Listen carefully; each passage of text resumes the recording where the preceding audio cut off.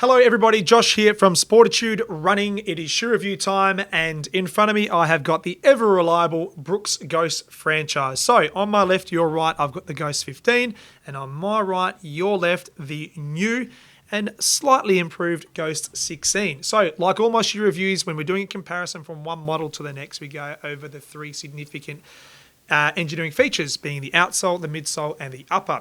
I'll give you my subjective feel. I've only been for one run in this new Ghost 16, and to be honest, that's really all I needed to understand how this shoe is going to perform, because it is one of Brooks' biggest shoes globally. It is so consistent, well loved all over the world, and of course Brooks would not want to go and recreate the wheel with this very popular model. So subtle changes, which I'll bring to you in today's review. So without further ado, let's get stuck in. Okay, before we jump in, I just want to quickly highlight the fact that this shoe is designed for a neutral runner. So if you're someone that requires a little bit of extra support through mid stance on the medial side, we would obviously guide you towards the Adrenaline franchise, something with a bit more guardrails.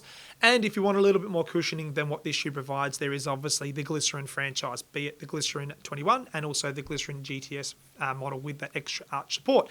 So it does come in at that sort of mid to high mileage category, someone that's not searching for really soft cushion marshmallow feel underneath the body, but someone that wants a perfect combination of enough support in reference to impact on the compression on entry, but a balanced feel throughout the whole transition. So a very honest cushion shoe from Brooks. Okay, jumping straight to the midsole. So we have a big change. We've got DNA Loft version 2 in the Ghost 15, and we have rolled out the DNA Loft version 3. Not a new midsole. This has been used within the Glycerin franchise now for the last couple of seasons.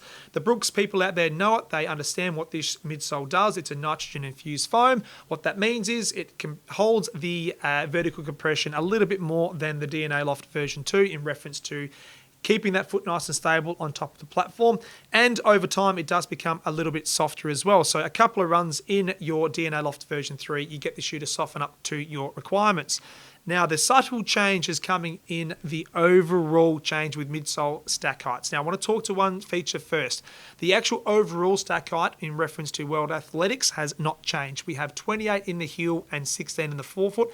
That is exactly the same with both Ghost 15 and Ghost 16. However, the stack height in the midsole has gone up by 1 millimeter, and they've reduced the outsole thickness by 1 millimeter in the new Ghost 16. So the net score for stack height is the same, but we've got a more midsole under the foot in the 16, and we have a little bit less outsole as well in conjunction to where we were from last year's Ghost 15.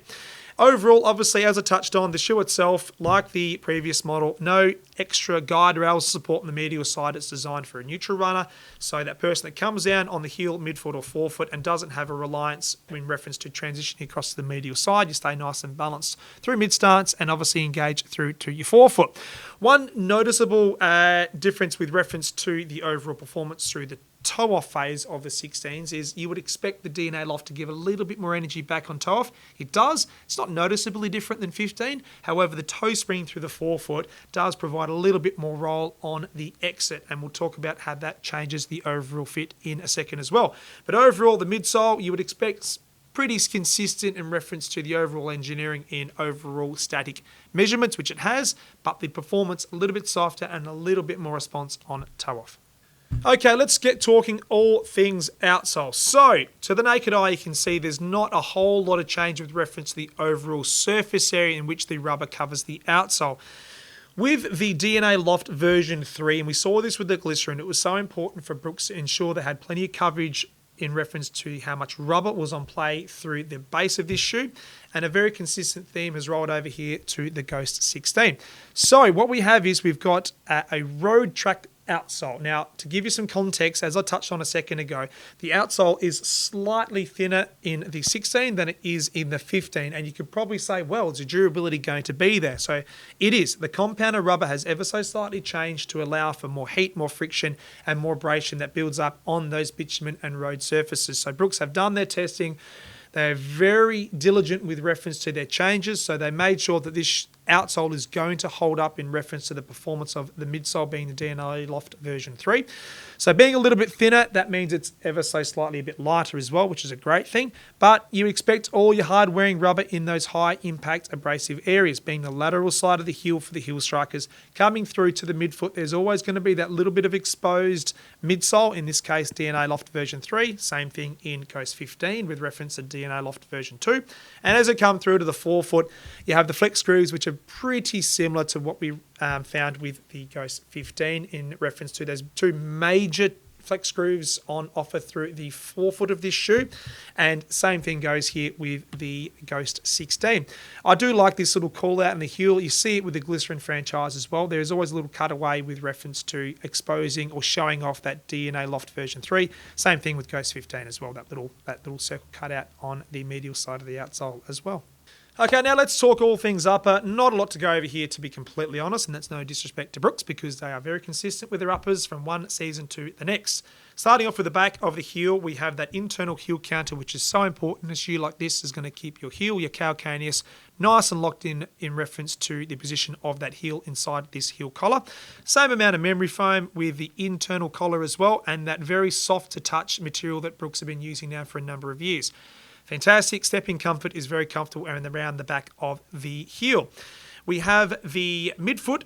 Marginal change. I'm not going to say it's significant, but it needs to be noted. I found the Ghost 16 to fit a little bit deeper through the arch area, and that's probably more due to the fact that the base of the midsole and outsole is a little bit wider through mid-stance, 16 versus 15.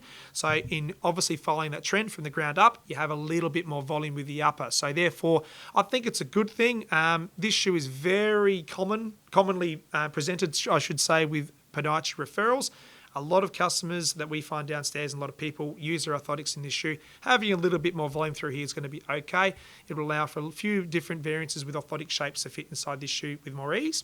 Coming through to the forefoot, now we'll talk to the features of this shoe. It is a jacquard, double jacquard mesh upper in comparison to last year being an engineered construction. So, looking at the two side by side, I can tell you right now, 15 Pro had plenty of breathability, a lot of airflow throughout the actual shoe itself. Same thing with the 16. If anything, this feels a little bit thinner through the forefoot, but being double jacquard, you're going to find that's going to wear really, really well.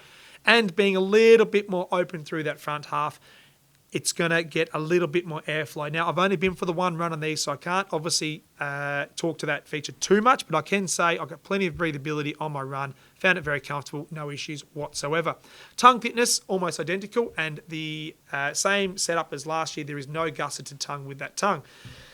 So, look, that's a bit of a bugbear of mine, I must say. I do like gusseted tongues. I think it makes a lot of sense for shoes to lock in that tongue on top of the arch. But for brands that don't use it, they tend to get away with it. And we've had no issues whatsoever with the Ghost 15. And I expect the same thing here with Ghost 16. One call out, a little bit shallower through the forefoot. It's sort of rowing in the other direction with what we've found with shoes over the last few years. We've found brands to go a little bit deeper through the toe box.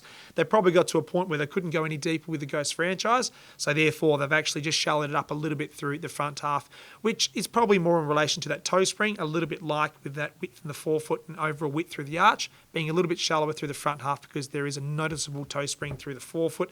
So therefore, again, just keep that in mind because it is a little bit more secure on your toe box in comparison to last year's 15. Talking to the overall width, it's important to know this shoe is and will probably always remain available in 4 widths. In the ladies, we're going to have 2A, which is the narrow, standard B, D, and then 2E. So 4 widths on offer. In the men's, we have B width, which is a narrow, D standard, 2E, and 4E. So having a shoe like this available in 4 widths makes our job so much easier with reference to fitting it in and dialing it to your absolute specifications. So give you some context of what I experienced in this shoe this morning. So I only did 7Ks. Nice, consistent, roll the legs over, get a feel for what this shoe is going to do. And to be completely honest with you, it did everything that I would expect it to. It is a Ghost. It's a shoe that's very popular. It's not a shoe that I'm going to lean towards if I want a really snappy ride, where I want a really explosive toe off, or I'm a shoe that I'm looking for to provide a lot of cushioning underneath the body. Now, Cushioning is a very interesting topic of discussion because cushioning is always relative to where you've come from. Okay, so if you're coming from a Vivo barefoot, well, yeah, this shoe is going to be more cushioned. However, within this category, that stable neutral category, we're seeing some brands sort of veer off towards that more cushioned line, where a shoe like the Ghost 16 is staying pretty consistent. So while it is using the DNA Loft version 3 cushioning, it provides enough compression underneath the body. For me, around 530s, if I got a bit quicker in it, it was okay, but 530s was a sweet spot in reference to minutes per kilometre. I found it to be very comfortable. However, although it is using, as I said, the same DNA Loft version 3 cushioning as the glycerin at the same pace runs a lot softer. Now, that's more to do with the geometry setup of that actual shoe in comparison to the Ghost 16. If you're going to be going the 16 over the glycerin, you're going to be looking for something that's going to be more balanced. So yes, you're going to get the element of cushioning underneath your body on entry, but you want something that's a little bit more responsive through the forefoot, where the glycerin does provide a softer roll from entry, mid-stance, and toe off in comparison to this shoe. Now, as I touched on, some brands are sort of edging off towards more cushioned shoes, and this sort of stable neutral category or balanced cushion category is becoming a little bit skinnier nowadays. So, shoe I would compare to this would be the Wave Rider 27 from Mizuno. I would have said the Cumulus from Asics, but that shoe is getting softer. The 880 from New Balance, it's getting softer. And also the Saucony Ride from Saucony is getting softer. So while they technically sit on the same line in reference to where they position in comparison to shoes above them in that neutral category, this shoe is marginally more balanced, and it's certainly a little bit firmer through the forefoot. So really true comparison would be the Wave Rider 27 in comparison to Ghost 16. So I kept this review short and sharp. I mean, there's not a lot to obviously go over with this shoe because it is pretty consistent from one season to the next. But I do tip my hat to Brooks in reference to that because it's a brand, it's a model that people are very familiar with. They don't like too much change to traditional Brooks customers. And I'm going to tell you right now, if you're a Brooks lover, Brooks Ghost lover that is, you're going to absolutely find the 16 to meet and potentially exceed your expectations. So if you've got any questions on this shoe, drop it in the comment section below. Like always, if you haven't subscribed to our channel, hit the red button, stay notified, and we will keep working on these shoe reviews for you, the fantastic running community all over the world. We appreciate your support. Thanks for tuning in. And until next time, stay safe with one another, be kind, and we'll see you out on the road. Take care.